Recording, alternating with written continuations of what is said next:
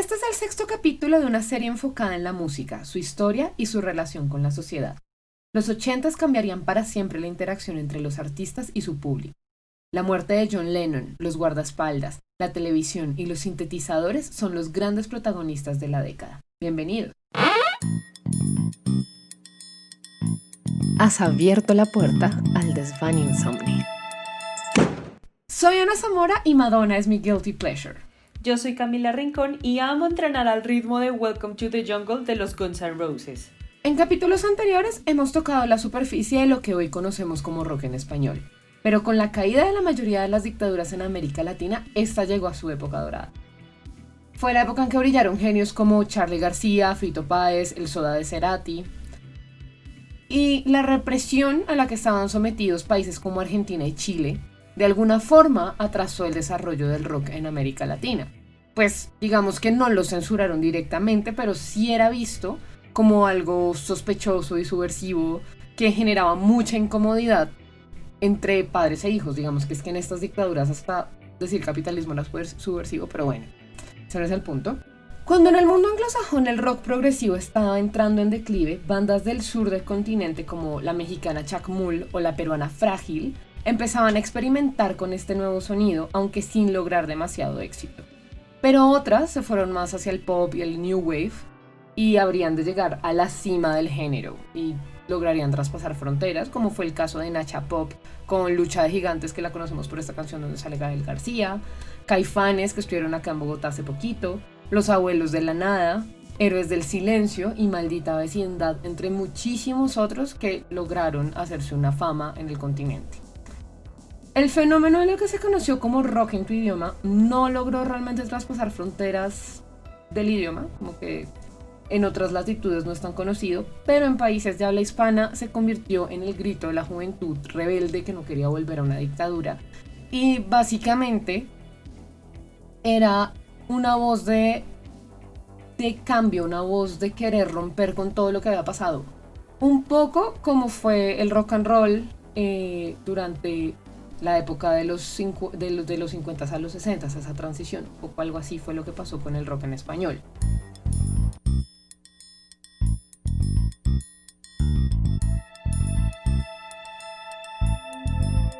La extravagancia estética en el mundo de la música llega a su punto álgido en la década de los 80, cuando aparece MTV, el primer canal televisivo dedicado exclusivamente a la transmisión de música. Esto produjo la necesidad de una nueva herramienta en el desarrollo publicitario de los artistas, el video musical. Aunque desde los 60 los músicos estaban realizando apariciones en televisión, no era necesario producir un video por cada sencillo que lanzaban.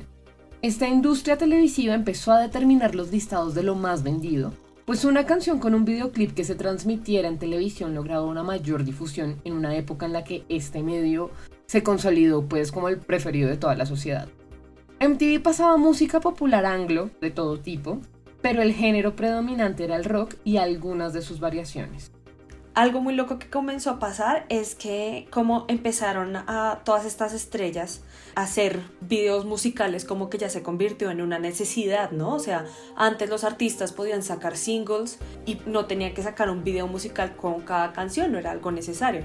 Con esto de MTV fue prácticamente que se volvió como una obligación para los artistas a sacar un video musical con cada canción. Entonces esto implicaba que salieran en cámara, no muchos se sentían cómodos saliendo frente a las cámaras, también muchos empezaron a tener historias, entonces los mismos artistas ellos dicen como yo no soy actor, yo no me siento cómodo haciendo esto, entonces también para que algunos innovaron y fue muy bueno, para otros no tanto. No, y la otra cuestión que sucedió, no tanto en los 80s, pero sí pasó en los 90s con MTV, es que había muchos videos musicales que por su contenido, por el tipo de música, por todo lo que estaba en torno a ellos, directamente no los pasaban por MTV porque consideraban que era una cosa un poco grotesca. Entonces también ahí hubo una especie de curaduría que mal que bien dejó a muchos por fuera. La cuestión es que el cambio en la forma de transmitir música no solamente afectó su sonoridad, sino que también revolucionó la estética de todos los géneros musicales. La apariencia era tanto o más importante que el sonido. Había llegado la supremacía de la imagen Y en una forma un poco, ¿cómo decirlo? En una forma un poco profética, la primera canción, el primer video musical que pasaron por MTV cuando esta salió al aire, fue Video Killed the Radio Star, que en español traduce el video mató a la estrella de radio. Digamos que sería una nueva era para la industria musical. Y aunque algunas bandas no estaban conformadas por miembros atractivos físicamente, el show en vivo en cadenas televisivas muchas veces compensaba por eso. Además que esto le implicaba a los mismos artistas un costo muchísimo más alto, ¿no? O sea, si ya tenían que pagar por el estudio para poder grabar sus canciones, ya como el video se convirtió en una obligación, esto generó un costo muchísimo más alto para los artistas, porque ya costear un video musical en esa época era muy costoso, muy costoso. No es cualquier cosa. Exacto. No, y hoy en día también es costoso, imagínate antes, que pues no era nada común. Es la era dorada para artistas como Madonna y Michael Jackson, que cautivan a las jóvenes audiencias con ritmos pegajosos y bailables, que sumados a una producción musical y de video fantástica, porque es que no olvidemos el video de Thriller, que que marcó la historia. Es de lo más fantástico que ha existido en la historia de los videos musicales. Y el video de Like a Virgin de Madonna, que también se convirtió en una producción icónica, sin ser una película. Esto marcó la impronta de esa época. En la década de los 80 también hubo una serie de eventos musicales grandísimos que marcaron la década, y yo creo que el que más la marcó fue el concierto Live Aid, que se hizo el 13 de julio de 1985. El Live Aid fue un concierto que se hizo de forma simultánea en el estadio de Wembley de Londres y en el estadio de John F. Kennedy en Filadelfia, con el propósito de recaudar fondos para la crisis de hambruna que se estaba dando en Etiopía y Somalia. Entre 1983 y 1985, la guerra en Etiopía hizo que mucha población tuviera falta de alimentos, y por eso hubo como una muerte masiva por la hambruna que se estaba dando en la región. En 1984 la cadena de televisión BBC mostró al mundo lo que estaba ocurriendo, y esto impulsó al músico y actor Bob Geldof a primero grabar una canción donde todas las ganancias irían a Etiopía. Esta canción se grabaría en Inglaterra y se llamaba Do They Know It's Christmas. Y por separado, Lionel Richie y Michael Jackson también grabaron su propia canción que se llama We Are the World, que lograron captar la atención del mundo, y así inicialmente empezaron a recaudar dinero para esta causa.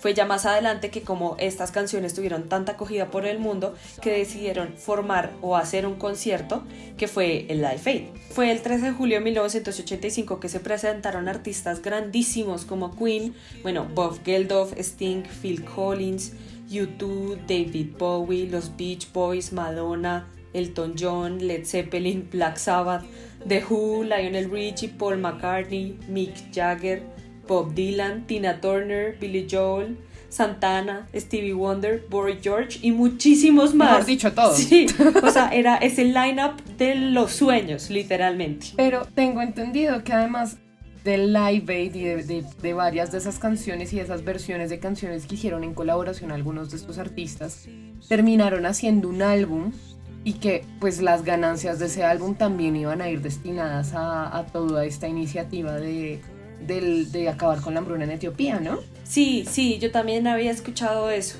El Live Aid al final recaudó $127 millones para ayudar a Etiopía y a estas naciones que se estaban muriendo literalmente de hambre, y la publicidad y toda esta plata que generó fue suficiente, o sea, era suficiente para poner el fin de la crisis del hambre inmediata en África.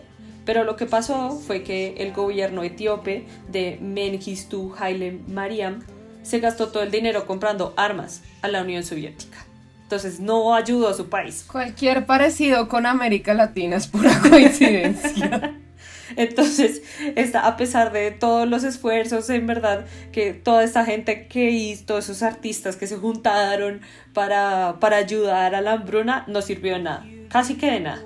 No, pues lo mismo, o sea, siempre terminan primando por delante de los intereses colectivos, los intereses personales, desafortunadamente. Y de una crisis de hambruna pasamos a otra crisis que también fue en los 80s, y fue una crisis de salud. A finales de los años 70 comenzó una epidemia que no iba a poder ser controlada sino hasta muchísimos años después, especialmente por la estigmatización que se le daba a las víctimas.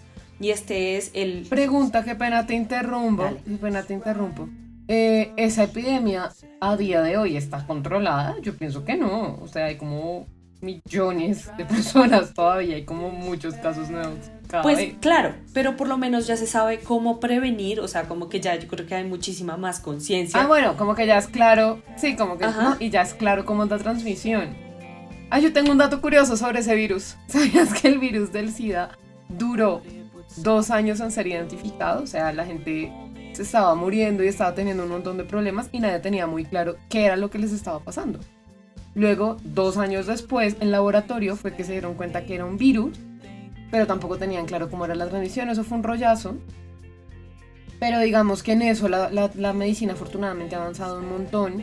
Y, por ejemplo, virus como la crisis que estamos teniendo ahorita con el COVID-19, lo identificaron como en 2 meses.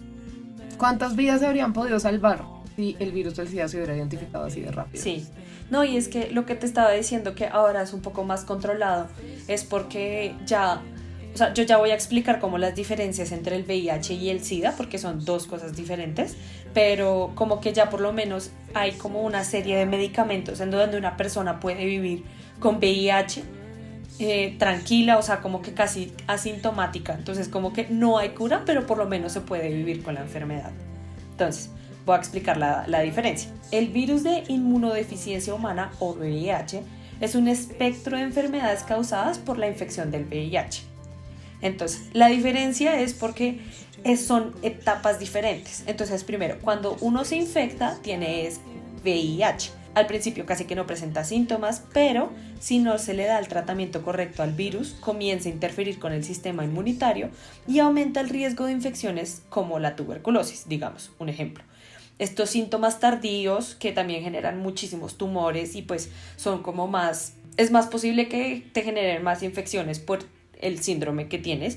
Cuando se generan todas estas infecciones ya es conocido como SIDA, entonces ya es como un estado más tardío del VIH si no se coge a tiempo. Una cosa muy importante que hay que decir al respecto es que hay un mito que hay mucha gente que cree que el VIH o que el SIDA, digamos, es asintomático durante 10 años.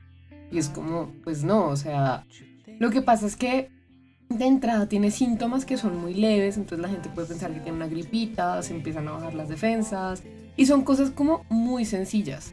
Entonces, esto realmente es un mito, no son 10 años, o sea, no es como que en 10 años te vas a enterar como, oh, mira, tienes SIDA, no, es que ya ha evolucionado la enfermedad, señor. Acabemos con ese mito, por favor. El problema de esta crisis fue que en sus comienzos el virus estaba ligado a la comunidad LGTBI, por lo que el común denominador de los primeros pacientes que descubrieron fue que todos eran gays. Y por eso mismo deshumanizaron a todos los contagiados, a todas las personas. Uno, por el hecho de ser gays, y después, como no sabían cómo se contagiaba el virus, los doctores y las enfermeras, o sea, no se les acercaban y no los tocaban ni siquiera por miedo a contagiarse de esta enfermedad, porque no tenían ni idea qué era con lo que estaban tratando. Y por un momento, en verdad parecía que a nadie le importara que había muchas personas que morían por esta enfermedad. Pero pues es que por el mismo tema de la homosexualidad, como en esa época era igual todavía mucho tabú y muchas personas creían que eso no era lo correcto, entonces también por eso mismo yo creo que se dio que no corrieron tanto con el virus, o sea, no se pusieron tanto las pilas. Incluso muchos religiosos decían que era un castigo de Dios a los homosexuales, cosa que hay muchas comunidades cristianas y musulmanes que todavía creen eso, que es un castigo de Dios a los homosexuales. Aunque en un principio se expandió muchísimo más rápido a través de las comunidades homosexuales, también se debía en parte porque como los homosexuales no usaban condón, porque pues ellos pensaban que eso era un anticonceptivo y ya, y pues como obviamente ellos no necesitan anticonceptivos, pues no lo utilizaban. Fue por eso que entre los heterosexuales de pronto no se pasaba tan rápido al principio. Se dieron cuenta que no era solo una enfermedad y un virus que afectaba a los homosexuales, porque en África los médicos se dieron cuenta que habían bastante casos de transmisión en heterosexuales y que la enfermedad no era solamente de la comunidad LGTBI. El SIDA pudo expandir. Bienvenidos, descubrieron América, señores. Sí, felicitaciones. Y bueno, 500 años tarde, muchas gracias. el SIDA pudo expandirse rápidamente, no solo en la comunidad LGTBI, sino después en los heterosexuales, porque es que al principio todo el foco estaba en la comunidad LGTBI, entonces los heterosexuales no se cuidaban, entonces ahí sí ya también se empezó a esparcir súper rápido porque pues no se cuidaban. Y a finales de la década... La otra es que también había gente pues de notoriedad pública que empezó a contraer el virus, entonces siento que eso también le dio más visibilidad al tema y la gente se dio cuenta que, hombre, sí, pues prioritariamente sí había más pacientes homosexuales, pero pues no eran el 100%. A finales de la década, la OMS reportó que había por lo menos 400.000 casos de SIDA a nivel mundial. Y a finales, hice la investigación, y a finales de 2018 se reportó que 32 millones de personas han fallecido a causa de enfermedades relacionadas con el SIDA. No frigues, eso es más de la población que eso es más que la población de muchos países. Exacto, o sea, casi es la población aquí colombiana, o sea, como es más de la mitad. Más de la mitad, sí, porque nosotros somos 46 millones, pero es un montón, es como la población, es más que la población de Panamá, para que te hagas una idea.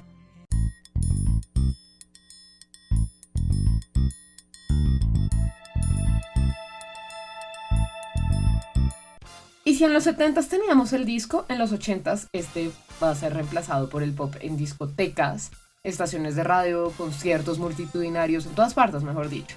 El pop no es nada nuevo, se lleva explotando desde la década de los 50 como una denominación para la música que apuntaba al público joven. Entre finales de los 70 y la década de los 80, esto iba a cambiar radicalmente. El pop tiene 1.000 millones de subgéneros, pero básicamente es música que está diseñada para gustarle a todo el mundo. Puede ser tan variado que incluye artistas tan diferentes que van desde su reina Madonna a Il Divo. Por lo general sus canciones duran entre 3 y 5 minutos, que eran los tiempos que imponían las emisoras radiales, y a estas alturas, en los 80s, se había nutrido con algunos de los artistas que se presentaban en los programas televisivos que pasaban en las noches. Esto hace que el pop sea un fenómeno muy visual, independientemente de su musicalidad. El fenómeno visual ayuda a que muchos artistas comenzaran a jugar con la cuestión del género, como es el caso de David Bowie, Boy George, Prince y Annie Lennox de Eurythmics. Y yo creo que los 80s yo creo que fueron definidos por la gran mujer que es prácticamente mi ídolo, que es Madonna. Madonna comenzó su reinado en esta década y hoy es considerada como una de las mujeres más grandes de la historia de la música, porque fue una de las primeras, si no la primera, en tomar el control de su propia carrera y hacer lo que sentía, como lo que ella se le daba la gana, en lugar de que los ejecutivos decidieran qué hacer con ella. No, la primera realmente fue Cher, lo que pasa es que esta fue una mala década para Cher, pero no, es en serio, o sea, la Cher de los 80s es un desastre, no hablemos de ella, pero la primera en verdad fue Cher, lo que pasa es que Madonna tuvo más notoriedad y además tienen las dos algo en común y es que tienen como 1000 años y se ven más jóvenes que yo. Eso es cierto, se mueven muchísimo mejor que yo. Estaba viendo el espectáculo de Super Bowl de Madonna el otro día y yo decía, ay, Dios mío, esa señora cómo se mueve, o sea, como, no, impresionante. Esa señora tiene la edad de mi papá, para que te hagas una idea. O sea, Madonna es mayor que mi mamá, tiene la edad de mi papá y baila mejor que tú y yo. Ush, cualquier día. En verdad, toda la vida. Y bueno, y como Cher, Madonna también fue pionera en el asunto de la reinvención. Para cada álbum, incluso para cada canción, se le ocurrió una nueva apariencia o sonido. Como la canción Vogue, Madonna tomó el sonido y el baile de los clubes gay clandestinos de Nueva York y lo llevó al mainstream. Es una disposición para adaptarse que la mantiene vigente incluso hasta el día de hoy. Por favor, escuchen Madame X, que es el último álbum que ella sacó, es demasiado bueno. Mira que no lo he escuchado, ¿está en Spotify o algo así? Sí, claro, está en todas las plataformas. Ahí no ves que sacó la canción de Medellín con Maluma, o sea, imagínate en los 80s esta vieja dándole al voguing y a todo el pop y hoy en día sacando reggaetón. Es que ella es súper versátil para todo. Sí, hombre, la verdad es que sí. ¿Qué quieres que te diga? También, pues, es un gran icono feminista, o sea, si tú tienes que ver el video de Express Yourself, en donde la vieja se hace pasar como... No, pues es que Express Yourself es otro nivel. No, es que en todos. Es que, en verdad, Madonna tiene una presencia no solamente escénica, sino además visual, a nivel como tú la puedes ver en video y es como algo tan icónico que es que empodera a cualquiera, en verdad. Yo creo que también por eso se convirtió en uno de los grandes íconos para la comunidad gay. Total. Por lo que te digo con este estilo de baile que se llama Voguear, ella lo llevó al mainstream no solo con la canción, sino en su presentación en los MTV Music Video Awards, creo que es del 91, 92, creo que es la presentación, donde la vieja no canta, sino hace... Ninguna de nosotras había nacido. Exacto, sino que ella no canta, sino que hace lip sync, pero presenta un nivel de baile, la presentación es como un video musical, pero como en una presentación, o sea, es muy impresionante, súper recomendada esa presentación de Madonna. Está vestida como reina de 1500. Estoy aquí yo mirando fechas, pero sí, es espectacular, por favor. También si pueden buscar esa presentación de Madonna, que literal es un video musical en un escenario, háganlo. Es que en serio, siento que fue una época súper grande para la figura del showman o de la showwoman. Como que había mucha presencia escénica del baile. Uno de los ejemplos es Michael Jackson. Sí, exacto. También que fue uno de los grandes artistas que dominó la década y por lo mismo presencia que tiene el baile, revolucionó a sí mismo los videos musicales. O sea, si Madonna ya venía medio revolucionando los videos musicales, llegó Michael Jackson y parrió como con todo, creería yo. Y porque no era solo Michael cantando ya, sino que él contaba una historia desde el video y su música. Siempre tenían historias, eran como cortometrajes. Eran cortometrajes, o sea, todos, Beat It, Bad, Billie Jean, todos eran historias.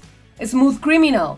También está Remember the Time y pues obviamente Thriller, que fue como el que empezó con todo, que incluso tengo un mini dato aquí. Thriller fue el video musical más caro de la historia en 1984 y sentó un precedente para todos los videos que vendrían con los años. Con esto también ayudó muchísimo a que el álbum de Michael Jackson subiera muchísimo en ventas y con esto el álbum Thriller se convirtió en el álbum más vendido de todos los tiempos. Prince y Whitney Houston también hicieron parte del fenómeno del pop en los 80s. Y estos artistas, así como Madonna y Michael Jackson, llegaron casi que al mismo nivel de fama que Elvis Presley y los Beatles. Estos influenciaban las tendencias de moda con sus videos musicales y pues dándole a los fanáticos una visión de primera mano de las nuevas tendencias que iban resurgiendo. O sea, también muchos diseñadores de moda, yo creo que se influenciaron mucho en los estilos de esos artistas para crear tendencias. Y canciones que marcaron esta década están Like a Virgin de Madonna, Billie Jean de Michael Jackson, How Will I Know de Whitney Houston y Purple Rain de Prince, para dar unos pocos ejemplos. Establecieron el estándar de oro para lo que debería ser la música pop y mediante la reinvención constante pudieron navegar por el mundo de la cultura pop y mantenerse relevantes hasta hoy en día. Hay una cosa súper interesante que pasa en esta década y tiene que ver con la popularidad de artistas negros. Si bien durante los 70s ya tuvimos grupos como compuestos totalmente por personas de raza negra, como es el caso de Boney M, que pues se hicieron súper famosos y que lograron un éxito impresionante. Es la primera vez en la historia en la que estrellas en singular, o sea, un Prince, una Whitney Houston, llegan a la cima de las listas de top 10 de todo el mundo, pues. Y mira que, volviendo un poco al tema de MTV, yo estaba leyendo que al principio los videos musicales que pasaban no eran de artistas negros, todos eran videos de artistas blancos, pero hubo un artista que empezó a cambiar eso y fue Michael Jackson. O sea, como que llegó Michael Jackson a hacer sus videos y ya MTV empezó a pasar ya más videos de Michael Jackson y con eso pues él dio la apertura para que empezaran a pasar videos de más personas afroamericanas. También es que recordemos que Michael Jackson venía de un grupo infantil, los Jackson 5, y como que él ya tenía algo como de conexión en el mundo de la televisión, entonces digamos que ese papel le quedaba un poquito más sencillo. Sí, exacto.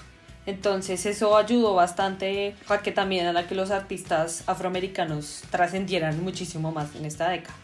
Y así como hubo artistas como estos que llegaron para quedarse y que siguieron siendo coyunturales 30 años, 40 años después, también hubo muchísimos One Hit Wonders o artistas de un solo éxito.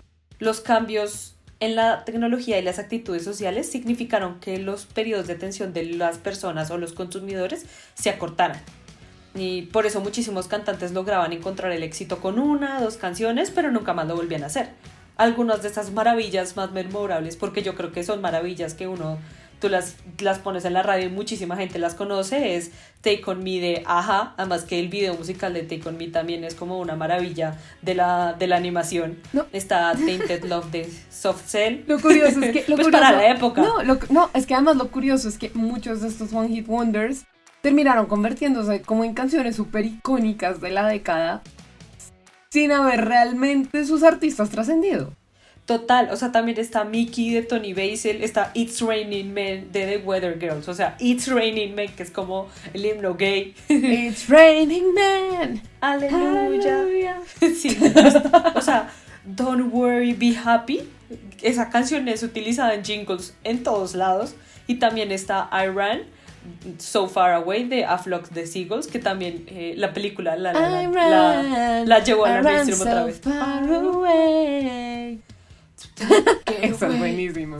Muy buena. No, y donde me dejas la de 99 Love Balloons, Come on Eileen, hay un montón. Hay un montón de esta década. Esta fue la década de los One Hit Wonders. Década de los One Hit Wonders, definitivamente. Pero además también fue una década en la que se vivía por el futurismo y el avance tecnológico. Entonces cualquier cosa que sonara como súper electrónica y como bienvenidos a la época digital, aunque realmente todavía no estábamos en la época digital, era muy atractiva para la gente.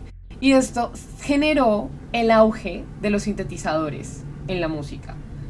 Y si bien digamos que esto no es algo exclusivo del pop, pues también impactó el rock y algunos otros géneros musicales, dio origen a una forma completamente nueva de hacer música.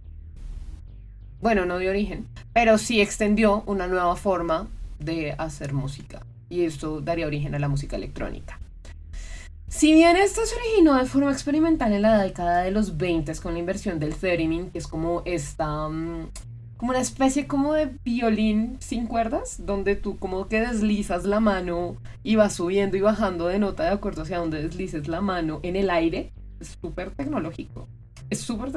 Si han visto The Big Bang Theory, Sheldon Cooper le toca en algún capítulo.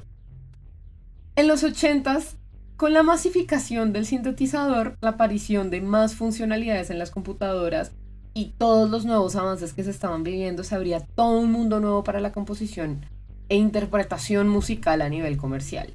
Además, también hubo un gran invento que fue en esta época que se llamaba MIDI. MIDI es un estándar tecnológico que, al fin y al cabo, como que conecta los instrumentos y los sintetizadores para que todos se comuniquen entre sí. Entonces ya generar distintos sonidos que sonaran como en la misma grabación se volvió muchísimo más fácil. Entonces por eso esto también ayudó mucho. El MIDI suena como... ¿Tú te acuerdas estos tonos que tenían los celulares antes de que fueran smartphones? Que eran canciones completas, pero que sonaba súper sintético. Bueno, ese es el formato de sonido MIDI. Chévere ese ejemplo. Sí. Si muchos de ustedes no saben de lo que estoy hablando y me hacen sentir vieja o demasiado joven, no lo sé, busquen un celular de esos súper viejos, de las panelas. Y el tiririririririr, ese que suena, eso es MIDI. Para que se hagan una idea. Y muchos de los estilos de la música electrónica más populares de la actualidad hoy en día, como el house y el trance, son productos de la música de sintetizador de los años 80. La escena del club de la década hizo estilos como el new wave, el post-disco y el synth pop, y son bien conocidos, y trajo la música electrónica a la corriente principal o al mainstream, por decirlo así. Empezaron ya bandas como A-ha, que también además de tener este One Hit Wonder también revolucionó un poco con este tema de la electrónica. Están los Pet Shop Boys y Depeche Mode, que combinaron la estructura de la música rock con los nuevos sonidos gracias al MIDI. Incluso las bandas de hard rock como The Sisters of Mercy adoptaron la electrónica y, utilizando efectos con el MIDI y cajas de ritmos para crear nuevas formas como dark wave y dance alternativo, crearon como nuevos géneros y ayudaron y pudieron experimentar bastante con esta música. A toda esta experimentación y todos estos avances tecnológicos que hubo en los 80s, que de paso se ha dicho incluyen la creación del CD, como lo conocemos hoy en día, a todos estos avances le debemos la música que bailamos algunos hoy en las fiestas. El techno, el house, todo el movimiento rave, no habrían sido posibles si no se les da a todos estos locos de inventarse esta vaina en esta época. Así que la próxima vez que estén bailando al ritmo de David Guetta, acuérdense de esto.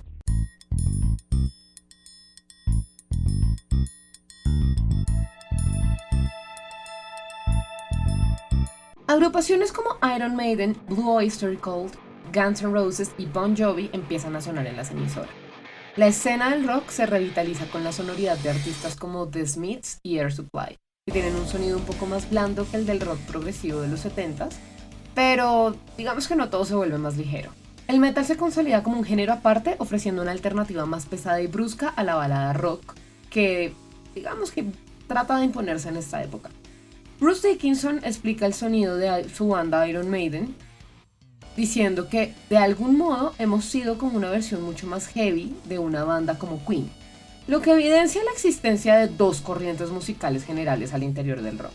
Una que se inclinaba más hacia el pop y otra que lo hacía hacia lo que hoy conocemos como metal. Si bien es cierto que el heavy metal nace en el 68 con la legendaria Black Sabbath, es en los 80s donde coge impulso y se cuela en todos los listados top 10 con bandas como Judas Priest, Saxon y Motorhead, entre muchas otras que derrumbaron fronteras, consolidándose como artistas de talla mundial y generando un movimiento musical que no tendría distinción de idioma.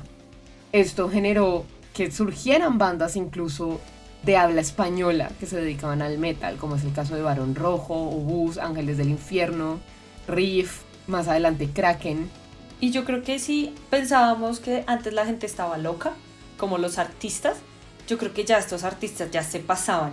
O si no, no sé si has visto que en un concierto de Black Sabbath, Ozzy Osbourne como que se comió un murciélago, o sea, muerde la cabeza de un murciélago en un concierto en vivo. Sí, pero mira, te voy a contar un poco porque él después dijo como, ok, o sea, como que salió así. O sea, exacto, él después dijo que lo que pasa es que tenían murciélagos de utilería y él pensó que era uno que se había caído y pues por hacer el show le arrancó la cabeza. Y resulta que la escenografía del show estaba tan bien hecha que el murciélago se confundió y pues estaba ahí, y cuando empezó el concierto pues obviamente se asustó y fue a dar en las manos de Ozzy Osbourne para morir de una forma muy tétrica. Sí, fue una escena bastante tétrica. No busquen ese video, quiéranse un poquito, no busquen ese video si se impresionan fácilmente. Sí, no lo hagan. La escena en vivo y los festivales de música fueron vitales en la consolidación de este género musical. Eventos como el Monsters of Rock, Rock in Rio y el US Festival empezaron a tener un día predestinado para este género, donde, en este último, en el US Festival, se presentaron gigantes del género como Van Halen, Scorpions, Judas Priest, Ozzy Osbourne, Motley Crue, Triumph y Quiet Riot, reuniendo a más de 375,000 personas en un solo día, siendo el día más concurrido de todo el festival. O sea, eso es más que la gente que va al Rock al Parque. Eso, como para ponerlo un poco en perspectiva, al Stereo Picnic, lo máximo que han ido son como 40,000 personas. 40,000 personas. El Lollapalooza Brasil y Argentina, que son muy grandes estos festivales, van máximo 130, 140,000 personas. Entonces, ¿para qué reunieron más de...? Compárame tú esto, 375,000. Exacto, es que es demasiada gente, demasiada. Y hay una cosa muy curiosa que empieza a pasar, y es que estos manes no son inmunes a todo el fenómeno visual que se está viviendo por culpa de MTV. Gracias, MTV. Aparece la estética glam del metal, es decir, no es como la estética glam que vimos en el episodio anterior, que era las botas y la lentejuela. No, o sea, esto era una estética glam que, si bien no dejaba de ser andrógina, era mucho más agresiva. Eran muy comunes las chaquetas de cuero, los pantalones de colores, los cabellos largos. O sea, háganse de cuenta, un ejemplo perfecto de estética glam en el metal. O sea, sé que no es metal, pero es la estética. Piensan en Slash o en el Aerosmith de los 80s. Básicamente eso es la estética del glam metal. Y digamos que sumado a toda esta revolución que se generó con el metal, que además tenía una riqueza musical impresionante, que pues le gusta a uno o no le gusta el metal, a mí en lo personal me gusta bastante, pero a las personas que no les gusta, denle un chancecito, o sea, está bien y valórenlo desde su riqueza musical. Se vio impulsado y digamos que de alguna forma ayudó a que fuera mejor apreciado con la creación del CD. Este ofrecía una mayor calidad sonora y hacía que además la música fuera más portátil. O sea, es que no es lo mismo andar con un CD que andar con un vinilo, que sí se ve más cool, pero pues es más práctico andar con un CD, seamos sinceros. Y entonces también se introduce todo el tema del sonido digital, por lo que la experimentación musical ahora es un no parar. Y aunque digamos que el auge creativo va a favorecer al pop, más que todo como por los valores de la sociedad, es la época de los yuppies, los que eran hippies, que habían jurado destruir el sistema y ahora hacían parte de él. Esto no le quitó nada de valor al metal y todavía hoy es considerado como la voz de aquellos que no están conformes con las cosas y que tienen que andarse quejando de algo. Y otro género que marcó a la década de los 80, especialmente al final de la década, fue el hip hop, que ya se venía en años anteriores, pero fue que realmente comenzó en esta época y en los 90s. En el próximo capítulo ahondaremos muchísimo más en el tema, pero la década de 1980 marcó la diversificación del hip hop a medida que el género desarrolló estilos muchísimo más complejos. La edad de oro comenzó más o menos a finales de los 80s con el éxito comercial de Run DMC en 1986. Esta era que se caracterizaba por su diversidad, calidad, innovación e influencia, y por artistas como Public Enemy, Boogie Down Productions, Eric B. Rakim, De La Soul, A Tribe Called Quest, Gang Starr, Big Daddy Kane y los Jungle Brothers llevaron al hip hop a las listas de Billboard y volvieron el hip hop parte de la cultura mainstream. Claro, en los 80s esto fue solo apenas el comienzo. En los 90s fue cuando realmente este género trascendió de lo clandestino a lo popular. No, y es que a partir de los 90s, como que todo empieza a cambiar. Hay muchas personas que dicen que, sobre todo historiadores, que dicen que el siglo XX realmente termina en esta década. En esta década pasaron muchísimas cosas en la sociedad. Tuvimos la catástrofe de Chernobyl, tuvimos la caída del muro de Berlín. Y digamos que después de estos impactos tan fuertes, el mundo no volvería a ser el mismo. Pero de la misma forma la música tampoco sería la misma. Y no solo también en el mundo, sino en Colombia. Aquí también tuvimos muchísimos eventos, como solo por hablar el de la toma del Palacio de Justicia, o pues la tragedia de Armero también nos marcaron a nosotros para siempre.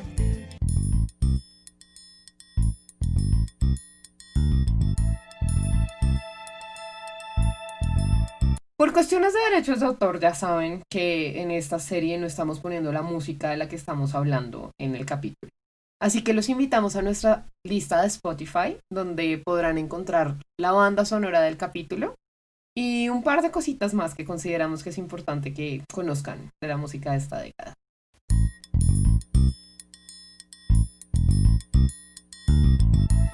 Si te gustó este episodio, compártelo con tus amigos para ayudarnos a seguir creciendo.